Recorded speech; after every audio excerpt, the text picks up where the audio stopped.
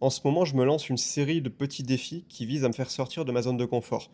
Cette semaine, celui que j'ai fait et que je termine du coup aujourd'hui, c'est de publier une vidéo par jour sans montage. Donc ça, c'est vraiment pour le lâcher prise, pour poutrer le perfectionnisme. Là, t'as pas le choix. La semaine prochaine, ce que je vais faire, c'est que je vais appeler des gens de mon audience, faire des appels vidéo. La semaine suivante, je vais faire des lives. Donc ça, c'est un truc que je veux faire depuis longtemps. Je l'ai jamais vraiment fait, mais je ferai un live par jour sur cette chaîne YouTube. Et puis après, on verra. Il y en a que je veux faire, c'est de lancer un atelier payant en direct, donc comme une formation, mais en live. Donc ça va être assez challengeant pour moi. Et la raison pour laquelle je me lance ces petits défis, c'est que quand on est entrepreneur, il y a un piège dans lequel il est très, très facile de tomber. C'est ce que j'appelle la zone de confort de l'entrepreneur. Au début, quand tu lances ton business, tu dois passer par une période de traversée du désert, où là, pour réussir, tu es obligé de te surpasser, tu es obligé de sortir ta zone de confort, tu es obligé de faire des choses qui te font peur et de persévérer, de travailler très dur, d'avoir du courage aussi, parce que forcément, tu es tout seul dans ton projet, c'est pas évident, et voilà, ça demande beaucoup de discipline et de courage. Mais une fois que tu as passé cette période de traversée du désert, que tu as réussi à bâtir un business qui te fait vivre confortablement, que tu as des revenus, tu as passé les 2, 3, 5 000, peut-être 10 000 euros par mois et plus, tu entres dans une phase de confort, tu es en rythme de croisière, et là, on a souvent tendance à se reposer sur nos lauriers. On se dit, ça y est, là c'est bon, j'ai craqué le code, j'ai mon business qui tourne, c'est cool. Mais petit à petit, tu t'enlises dans une zone de confort, une nouvelle zone de confort qui est certes beaucoup plus étendue que ce que tu pouvais avoir avant de lancer ton business. Si par exemple tu étais salarié, ta zone de confort est encore plus étriquée. Mais aujourd'hui, tu es dans une nouvelle zone de confort. Et si tu veux, si on se laisse aller, nous les êtres humains, on s'enlise toujours dans le confort. Si on ne garde pas consciemment cette habitude de faire des choses qui nous font peur. Et un excellent moyen de justement sortir de la zone de confort pour aller conquérir du nouveau territoire mental, pour grandir, pour augmenter notre confiance en nous, pour être capable de faire de plus en plus de choses et aller aussi grossir notre business, ça dépend beaucoup de notre zone de confort. Ça me gratte le nez là, excuse-moi, je peux pas faire de coupure vidéo sans montage.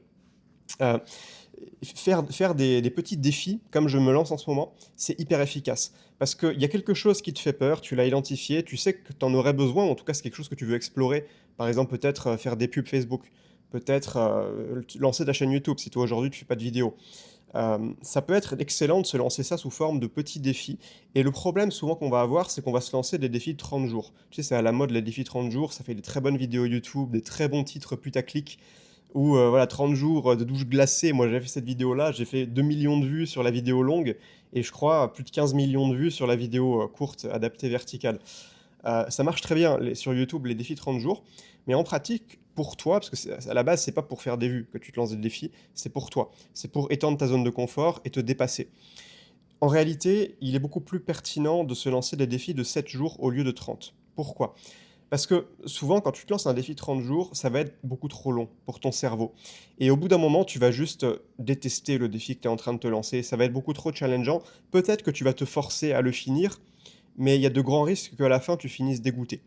Par exemple, moi, j'ai déjà fait ce défi, publier une vidéo par jour pendant 30 jours, à 3 reprises au long de ma carrière sur YouTube. Souvent des moments où, j'étais complètement démotivé, je j'avais pas fait de vidéo depuis des mois et là, je me dis: «Allez, c'est bon, 1 vidéo par jour». Je me relance à fond, et le truc, c'est que souvent, ces défis-là alors j'étais content au début, j'étais enthousiaste pendant les 2 premières semaines, je publiais beaucoup de vidéos, une par jour, j'étais motivé. Mais par contre, plus on approchait de la fin du défi, plus en fait, j'en pouvais plus. J'avais juste envie que ça se termine, j'étais dégoûté. Des fois, je me retrouvais, à 18 h, j'avais toujours pas fait la vidéo. J'étais là: «Putain, j'ai pas d'idée aujourd'hui, de quoi je vais bien pouvoir parler?»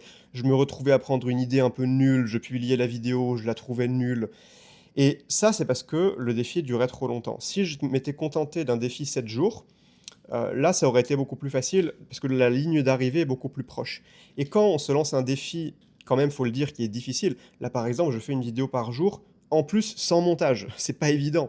Alors après, c'est plus facile parce qu'après derrière, une fois que tu l'as enregistré, tu la publies direct, il y a pas de montage à faire. Mais ça demande quand même, de lâcher prise et mentalement, c'est assez dur. Si je m'étais lancé ce défi, à la base, je voulais le faire pendant 30 jours avant de me dire: «En fait, on va faire 7 jours».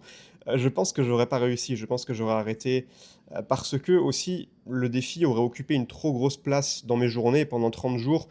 Au bout d'un moment, voilà, tu as autre chose, tu as d'autres projets. Moi, je suis pas youtubeur, quoi, donc j'ai pas envie de me prendre la tête pendant 30 jours, que ça devienne, le fléau de mon existence pendant un mois complet. Alors que 7 jours, ça va, tu arrives à garder le rythme, tu peux te motiver en te disant: «Bah, là, il reste plus que 2 jours, plus que 3 jours, ça va». Et donc au final, tu arrives à le faire et tu es content, tu es fier de toi. Si au contraire, tu fais un défi ou quelque chose de relativement facile, tu veux par exemple tester une habitude, disons la méditation, là oui, le faire pendant 30 jours, ça vaut le coup parce que c'est une petite habitude facile, tu le fais 10 minutes le matin et au bout de 30 jours, tu verras, beaucoup plus de résultats que si tu l'avais fait juste pendant une semaine.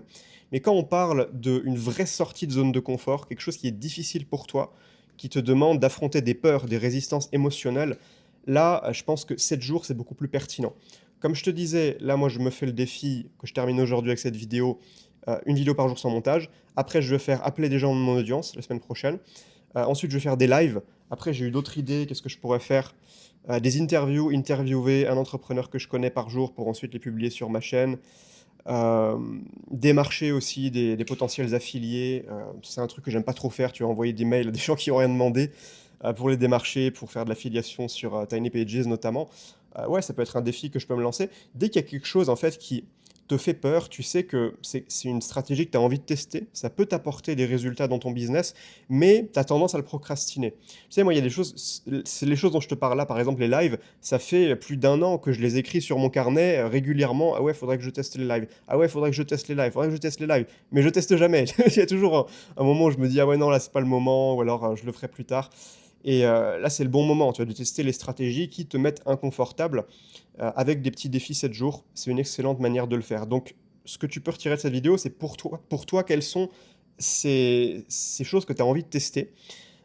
Tu le fais pas parce que c'est inconfortable, mais tu pourrais poser un cadre où tu te dis: «Je le fais pendant 7 jours, tous les jours», ou alors: «Je le fais pendant une semaine», si c'est par exemple imaginons créer ta première formation. OK, toi, imaginons tu es coach, tu fais de l'accompagnement one-one et tu as envie de te diversifier dans, les formations low ticket. Tu veux créer une petite formation, mais tu as jamais fait ça et ça t'intimide ou tu as pas le process, tu sais pas vraiment comment le faire. Et bah, tu te dis: «OK, je me donne le défi de le faire en une semaine». En une semaine, c'est ta seule priorité, tu fais que ça et voilà, et à la fin, tu auras ta formation. C'est pas grave si elle est pas parfaite. Le but aussi, c'est d'accepter, l'imperfection et de se détacher du résultat.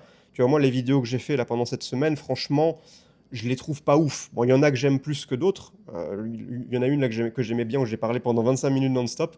Mais par exemple, celle que j'ai publiée hier, bon, je la trouve assez moyenne. Mais c'est pas grave. Le but, c'est de le faire, c'est pas le résultat parfait. C'est de te prouver à toi-même que tu en es capable et qu'à la fin tu te dises: «Putain, waouh, ça me faisait peur ce truc-là». Par exemple, faire des lives. Imaginons toi, ça te fait peur de faire des lives. Tu te disais: «Waouh, putain, faire des lives, ça me faisait peur. Maintenant, je l'ai fait, j'en ai fait un par jour, donc je suis capable d'en faire». Et donc la prochaine fois que tu voudras en faire un, ce sera beaucoup moins intimidant. Tu l'auras déjà fait, tu auras déjà une expérience. C'est comme si tu as conquis du nouveau territoire mentalement. Tu te sais capable de beaucoup plus de choses parce que tu les as testées dans le cadre d'un défi.